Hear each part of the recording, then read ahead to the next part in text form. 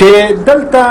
منګ پښتانه یو بیا شډل وډل پښتانه یو به من کې تعلیمي دغه چې دی نو دا د ښکته ضلعو په نسبت دا کم هم دی دیو منګ له ډي سي پنجابی رالیږي اے سی پنجابی رالیږي تحصیلدار پنجابی رالیږي هغه نه زما د روایت نه خبر دی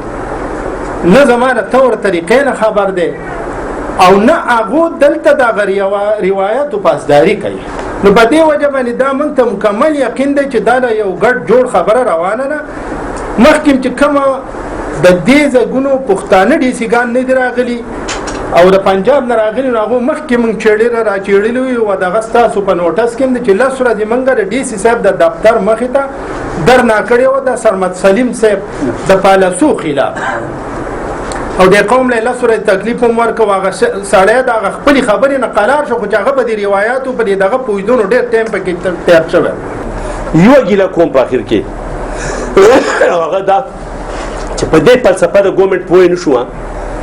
چې زمونږ ضلعدیر ته په دیربالا کې پنجاب نه ډي سي شته اټیچ باجوړ کې هم ډي سي پنجاب نه نشته په سوات کې پنجاب ډي سي نشته په مرکړی جن صاحب کې نشته په مردان کې نشته ما بیګا دا معلومات کول چې په کوم ځای کې د پنجاب نه ډي سي راغلي زموږ خو زما خیر په پنجابي باندې ستیب دیر پويږي نو پښتو ته الله سمرباغ اي سي په هان صاحب ډېر خسر مشکور یم ډېر قدر را کړی التم پنجاب نه اي سي راغی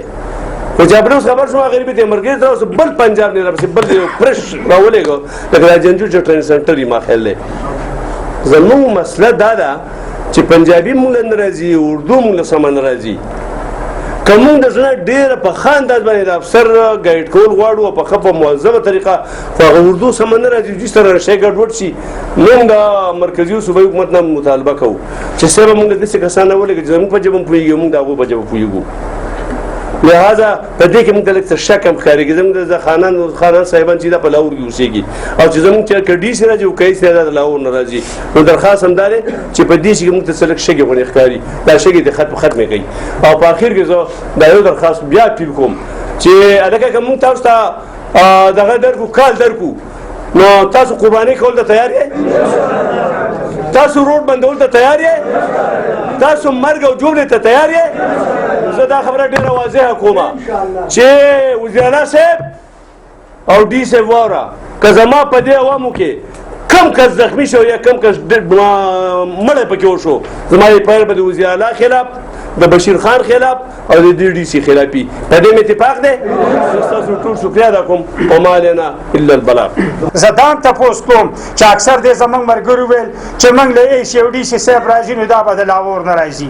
او زندول خان زامن به په لاهور کې هغو ته به دغه ځای نه اپروچ شوی چې دا وکړي یو جنډه به دلته راوړي په دیر به هماغه جنډه د نواب صاحب امپلیمنټ کوي موږ دا هم تپوس کوو چې دا خو هغه د جندول خان زامن دي چې کله په 1960 کې پاکستان راتله د پلار افغانستان ته لاړ ظاهر شاه ته ویل زه اوس جنګ کوم باندې امداد راکړه دا هغه خلک دی هغه غدار خلک دی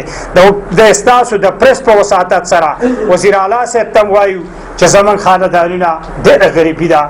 او دا مه چېړه